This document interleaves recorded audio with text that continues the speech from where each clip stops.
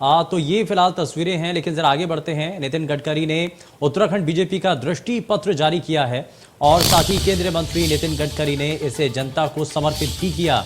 पूर्व सैनिकों सीमावर्ती क्षेत्रों में बसने के लिए मदद दी जाएगी, ये नितिन गडकरी के द्वारा बताया गया। वहीं 45 नए स्पॉट टूरिज्म किए गए विकसित किए जाएंगे और 6000 केंद्र और 6000 राज्य सरकार देगी। किसान सम्मान निधि, हर जिले में मेडिकल कॉलेज बनेगा। बीपीएल परिवार की मुखिया को 3000 रुपए दिए जाएंगे और उत्तराखंड में सशक्त भू कानून बनाएगी भारतीय जनता पार्टी।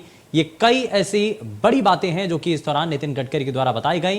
उन्होंने कहा कि मेडिकल कॉलेज बनेगा हर जिले के अंदर, बीपीएल परिवार की मुखिया को 3000 रुपए दिए जाएंगे और साथ ही किसान सम्मान निधि को लेकर के भी जिक्र किया गया है। वहीं प्रदेश को एक नए टूरिज्म हब के तौर पर प्रेजेंट करने के लिए उसके लिए भी तैयारी की जा रही है और बाकायदा एक लॉन्ग टर्म विजन के साथ नितिन गडकरी के द्वारा यह बताया भी गया कि आने वाले समय में कैसे उत्तराखंड के अंदर पर्यटन की जो संभावना है उसको और भी ज्यादा सुदृढ़ किया जाएगा, कैसे मजबूत किया जाएगा। इसी को लेकर के बीजेपी का दृष्टि पत्र है। 45 नए स्पॉट टूरिज्म विकसित किए जाएंगे और हर जिले के अंदर एक अपना मेडिकल कॉलेज भी होगा, ताकि जो वहां पर मेडिकल की जो पढ़ाई है या फिर जो लोग हैं उनको बहुत हद तक इसका फायदा मिल पाए।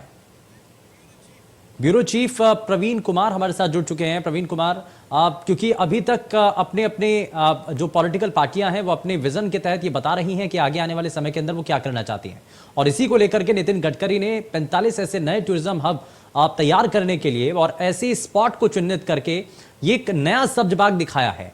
क्या वाकई में इसका बहुत हद तक असर आने वाले चुनावों में उत्तराखंड के लोगों के जहन में बनेगा? जो आज दृष्टि पत्र जनता के सामने बीजेपी ने पेश की है, खास करके जो केंद्रीय मंत्री हैं नितिन गडकरी, उन्होंने जिस तरह से बताया है कि हम जिस तरह से हेलीकॉप्टर से हम चार धाम यात्रा पर पहुंचने में दिक्कत होती है, बरसात के दिनों में दिक्कत होती है, हर बार हेलीकॉप्टर उड़ता तो पता चलता मौसम खराब हो गया। हम छोटी से छोटी जोड़ने की कोशिश करेंगे, 5 से छोटी चोटियों को, अलग अलग पर्वत की चोटियों को जोड़ेंगे और वो उसके द्वारा हम चार धाम यात्रा को सुचारू तरीके से करेंगे। हर जिले में जो है वो मेडिकल कॉलेज अपना होगा और जो बेरोजगारों को लेकर भी उन्होंने कहा है कि बेरोजगारी को लेकर हम एक निश्चित जो ट्रेंड लोग हैं उसको हम निश्चित मानदेय देंगे। इसके अलावा 3 सिलेंडर मुफ्त देने की बात की है बीजेपी ने। जो बीजेपी बार बार ये कहती रही है कि हम मुफ्त फ्री में विश्वास नहीं करते, वो बीजेपी आज जो है चूंकि चुनाव सामने है तो वो उन्होंने 3 सिलेंडर मुफ्त देने की भी बात की है। तो कुल मिला के एक तरह से जनता के सामने अपना दृष्टि रखा है कि हम अगर सत्ता में आते हैं तो किस तरह से काम करेंगे, हमारी सरकार किस तरह से काम करेगी। अब देखने वाली बात होगी कि आम आदमी पार्टी भी 300 रोजगारी भत्ता देने की बात करती रही है, महिलाओं को भत्ता देने की बात करती रही है। कांग्रेस पार्टी की तरफ से भी 100 यूनिट बिजली फ्री देने की बात की गई। एक बार फिर से फ्री जो है गैस 3 सिलेंडर गैस जो है वो देने की बात की गई है बीजेपी की तरफ से।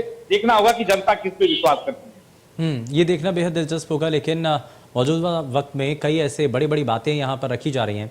इसमें 45 नए जो स्पॉट हैं वो टूरिज्म के यहाँ पर विकसित किए जाएंगे।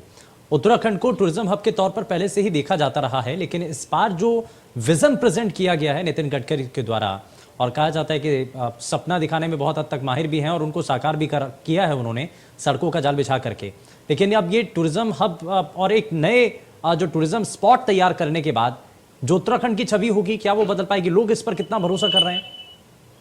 देखिए, ये पहली बार ऐसा नहीं हो रहा है कि नए डेस्टिनेशन, टूरिस्ट डेस्टिनेशन बनाने की बात, विकसित करने की बात हो रही हो। पिछली भी जितनी भी सरकार उत्तराखंड में आई वो यही कहती रही कि हम सिर्फ देहरादून, मसूरी, देहरादून या फिर नैनीताल तक ही हम सीमित नहीं रहना चाहते, रानीखेत तक सीमित नहीं रहना चाहते। हमारे पास कई ऐसे स्टेशन है जिसको हम अगर विकसित करेंगे तो वो अंतर्राष्ट्रीय स्तर पर उसको बढ़ावा दिया जा सकता और इससे रोजगार, पर्यटक भी आएंगे और रोजगार भी बढ़ेगा।